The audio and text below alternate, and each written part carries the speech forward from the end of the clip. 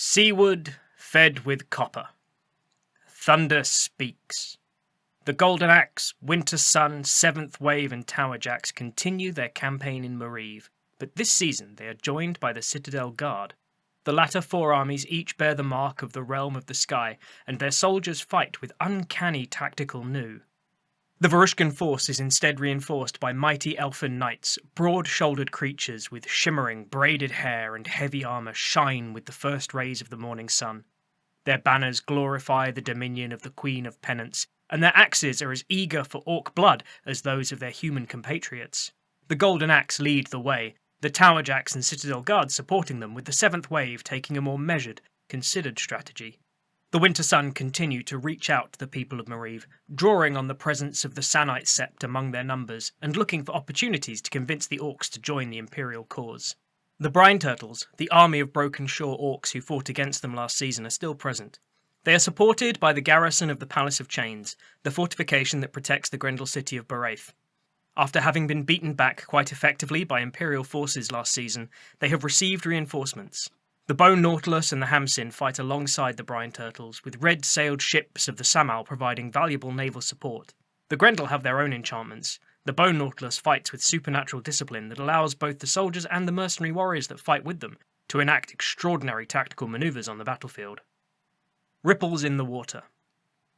During the winter solstice, Imperial heroes used a major conjunction of the Sentinel Gate to involve themselves in the politics of Mariv with remarkable success. A meeting between emissaries of Salt Lord Asan and the beast tamers of the Kraken's Jaws ended in disaster for the Grendel, with many of their finest beasts slain. The Orc armies withdrew in disarray, allowing the Imperial forces to quickly complete their conquest of the hills of Edoral, almost without opposition. The Dracolid of Rathmona was bought off, handsomely paid to ensure that they took their savage warbeasts and mercenary warriors elsewhere for the coming year.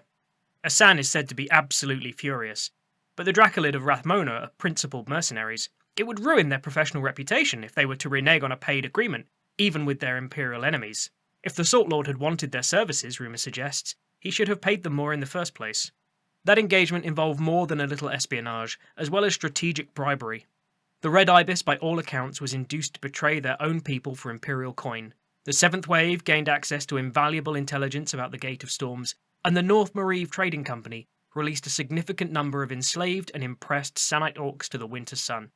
There is some concern about this arrangement in faraway Anvil, about the legality of purchasing slaves for any reason, but that does nothing to dampen the enthusiasm with which the orcs of the Free Sanite Sept welcome the slaves of Mariv.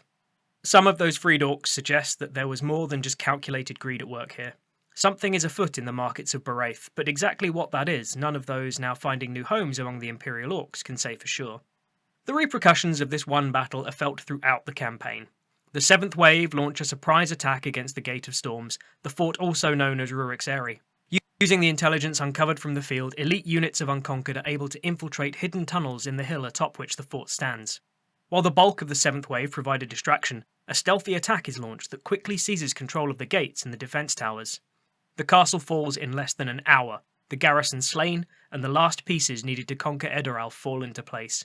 Within a fortnight of the winter solstice, Imperial forces control 3 regions of Mariv. Storms break. Winter in Mariv is similar to winter in the Brass Coast. Dry, save for occasional violent thunderstorms that sweep in from the Bay of Katazar. These storms are especially vicious as 385 Wai slowly turns to 386 Wai, and it is against a backdrop of luring skies and rumbling thunder that the Empire pushes south into the hills of Clisern. In contrast to the northern parts of the territory, these hills in the shadow of the eastern peaks are wealthy and prosperous. Extensive villas occupy the western part of the region nearest to Baraith, while the closer one gets to the mountains, the more mines one encounters. Clisern is rich in Tempest Jade, Green Iron, and Mithril. The Fundindelve lies between the arms of Mount Finaderi on the banks of the Owen River. The fighting last season may have been relatively one-sided, with the Empire greatly outnumbering the defenders of Mariv. Now the pendulum has swung more to the centre. The Bone Nautilus and their mercenaries fight well with the Brine Turtles, and both armies are further reinforced by units of Stoneborn, who are sworn to defend the wealthy estates and, more crucially, the Mithril mine. Clisern is far from the coast, well, as far from the coast as any part of the Grendel lands ever is, so the ability of the Shamal to support the defenders is minimal. They content themselves with attacks against the Imperial supply lines in Icarian, forcing the Empire to pull soldiers back to defend their baggage trains that pass through the Apulian Way. The strangest addition to the fighting here are probably the Hamsin, an army the Empire has never encountered before. Most Grendel armies are made up of orcs of the Broken Shore, the Septs ruled by the Grendel rather than the Grendel themselves, but his army is different. They fight with steely discipline. It is obvious that many of their soldiers are from wealthier backgrounds than the run-of-the-mill orc warrior. Their officers in particular are equipped with both the finest quality weapons and armour, and enchantments to help them fight and lead more effectively. It is fitting that the Hamsin are first encountered in Clesen, given the area's prosperity. Most of the Grendel nobility flee west towards the safety of the walls and docks of Bjoraeth. Those who don't instead join the defence of the region against the Empire. Each of the Grendel estates has its own cadre of warriors, some of whom are prepared to take up arms and join the banners of the Bone Nautilus or Himsoon to protect their charges. For every unit that does, however, another refuses to obey orders from anyone save their Grendel paymasters.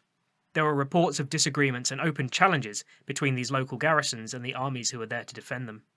Most surprising of all to many Imperial soldiers is there are comparatively few slaves here. There are some estates using forced labour to work the fields, and a handful of mines whose occupants have no compunction about seeking out the welcome of the winter sun. In these cases, the estates are captured almost bloodlessly, with the slaves overpowering the relatively small number of Grendel masters left behind to supervise them. Yet many of the mines are worked by professional miners who are paid for their labour. These orcs are much less amenable to the siren call of freedom, because they are already free. The Fundendelve in particular has a large number of these free miners, many of whom are prepared to fight alongside the Grendel defenders to preserve their livelihoods. In the end, though, these scattered groups are not enough to impede the Imperial armies.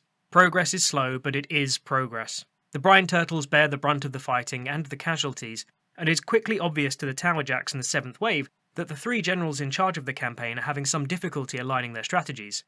They are allies, but it seems that they are nowhere near as closely allied as the Imperial forces facing them. The climactic battle of the campaign takes place at the Fundendelve, at the falls where the northern tributary of the Oswin River cascades down Mount Finaderi. In a real sense, the mine represents the wealth of Mariv. It is what allows Asan to claim the mantle of Salt Lord. Most of the warriors sent from Bjoraeth, the mercenaries and the soldiers who garrison the Palace of Chains, have been established here as the Empire captures the estates of the Asan's family. It is this palace, more than any other, that he wishes to keep control of. Unfortunately, the Empire cares little for the wishes of the Salt Lords. There is no siege. The Golden Axe leads a direct assault against the small town beneath the mine workings. Even with their allies, the orcs are outnumbered nearly 2-1. The outcome is barely in doubt, and after several grueling hours of fighting, the orcs are forced to retreat, allowing the Empire to claim the mine, and after a short subsequent campaign of consolidation, control of Clesen as a whole. As Clesen falls, so falls the territory. The control might be tenuous, but the Empire now controls Mariv. Salt and sand. The defeated armies of the Broken Shore retreat south towards Flasath into the ancestral lands of the Brine Turtles. The warriors of the Sept are desperate, fighting tooth and nail to try and slow the Imperial advance. It's not enough, even with their allies, even with the somewhat limited support of the Shamal. The Empire follows. The Golden Axe, the 7th Wave and the Citadel Guard push south, harrying the retreating Grendel, while the Winter Sun and the Towerjacks secure Clesen and guard against a surprise attack from the west. No such attack comes. The soldiers and mercenaries sent by Asan seem to have mostly abandoned the fight, withdrawing back to see the defence of Bjoraeth and Sinfiad. The people of Flasaeth, the Sept of the Brine Turtle, fight alongside their army as best as they can. Or rather, the army fights alongside its people. These are the lands of the Brine Turtle, and it is another departure from what Imperial soldiers might have expected. Well-defended villages and towns sprawl across the hills, and on the high cliffs of the Broken Shore overlooking the rocky seas. The sprawling town of Fjoralt is easily a match for the Imperial Orc town of Torfast or Varushkan Iversgard, built around a lake of fresh water that feeds the river flowing west to the Blood River Colossi. There is something in the earth in eastern Mariv that rapidly makes the water undrinkable, tainting it with a crimson hue and making it splash sluggishly like blood into the Bay of Katazar. While they are not truly Grendel themselves, the Brine Turtles are not the slaves of the Grendel. The analogy that comes quickest to Imperial mind is the relationship between the nobility and the Yeofolk of Dawn, but even that isn't quite right. The Brine Turtles are free to conduct their own affairs, but they have little say in the politics of their nation. So perhaps the analogy is not so far off after all, quips one sharp-tongued Towerjack. As the spring equinox approaches, the Empire is nearly halfway towards conquering Flasaeth. Several settlements and a number of mines and scrubby farms are already under their control. The armies of the Broken Shore have fallen back towards Fjoralt, and while they show no signs of giving up, it is doubtful they will be able to hold the Imperial conquerors off for much longer, not without serious reinforcements from the rest of the Grendel. Warp and Weft. It's been obvious since the early engagements in Mariv that the Salt Lord Ashan is not, popular. There are divisions between the people here, between the northern orcs and the southern, and between those who live in the city and the villas and those who work in the hills. Throughout the campaign, the 7th Wave has made it their business to capture a small number of Grendel and instruct them to deliver a message to Bjoraith on behalf of their general. A message inviting the Salt Lord of Mariv to negotiate. A few of the Winter Sun orcs have done the same, using their Sanite connections to ensure that the defenders of the territory know that the Empire are prepared to make a deal. After the fall of Fundindelv, to the surprise of many, that message receives an answer. A small contingent of orcs and a handful of human mercenaries approach the Imperial orcs under a flag of truce, a plain purple banner that indicates their willingness to treat with the Empire. One of Isan's siblings leads the contingent and brings a rather surprising offer. The Salt Lord, former Salt Lord now that the Fundindelv has been taken, is not prepared to surrender to the Empire, nor is he prepared to betray his ancestors in the manner of the former Salt Lord of Apulis. But he is apparently very angry indeed with the way he and his people have been treated, not by the Empire, but by their fellow Grendel. If the Empire will recognise him and his people as neutral, as foreigners, under the Empire's legal definition of such things, then he is prepared to withdraw all forces under his control to Bjoraith and Sinfiad. He will cease all hostilities, looking to the defence of his city and his lands against possible reprisals from his former peers. The Empire will control Mariv, and may complete their conquest of the Brine Turtle as they wish. But he and his family, and those who look to him for leadership, will be neutral to both sides in the conquest of the Broken Shore.